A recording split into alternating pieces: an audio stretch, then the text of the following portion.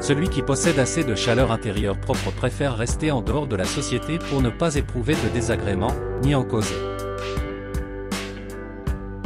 Mais la vérité n'est pas une fille qui saute au cou de qui ne la désire pas, c'est plutôt une fière beauté, à qui l'on peut tout sacrifier, sans être assuré pour cela de la moindre faveur. Si l'existence humaine est courte, la vérité a les bras longs et la vie dure, disons donc la vérité.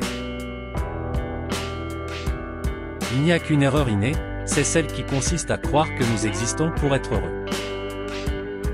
La femme est un animal à cheveux longs et idées courtes.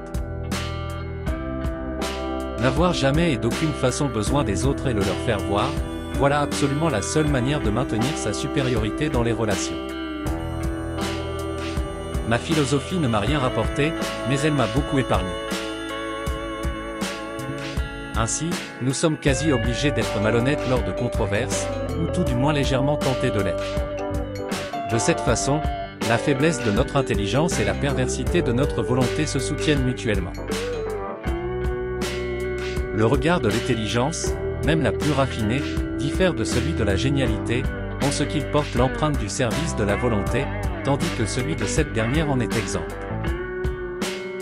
En face d'une œuvre d'art, il importe de se placer comme en présence d'un prince et de ne jamais prendre la parole le premier. Faute de quoi, l'on risquerait fort de n'entendre que sa propre voix.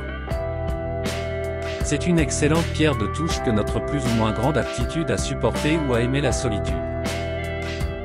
Le matin, c'est la jeunesse du jour, tout y est gai, frais et facile, nous nous sentons vigoureux et nous disposons de toutes nos facultés. Il ne faut pas l'abréger en se levant tard, ni la gaspiller en occupations ou en conversations vulgaires. Tous les hommes veulent vivre, mais personne ne sait pourquoi ils vivent. La vie de l'homme oscille, comme un pendule, entre la douleur et l'ennui. La vie est un trépas constamment entravé, une lutte éternelle contre la mort, qui doit finir par vaincre. La religion catholique est une instruction pour mendier le ciel, qu'il serait trop incommode de mériter. Les prêtres sont les intermédiaires de cette mendicité. Les lettrés sont ceux qui ont lu dans les livres, mais les penseurs, les génies, les flambeaux de l'humanité et les pionniers de la race humaine sont ceux qui ont lu directement dans le livre de l'univers. Ni haïr, ni aimer fait la première moitié de toute intelligence du monde, ne rien dire et ne rien croire la deuxième. Un savant c'est quelqu'un qui a appris beaucoup de choses, un génie c'est quelqu'un dont l'humanité a à apprendre quelque chose, qu'elle ne connaissait pas encore. Dans chaque être vivant se trouve en entier le centre du monde.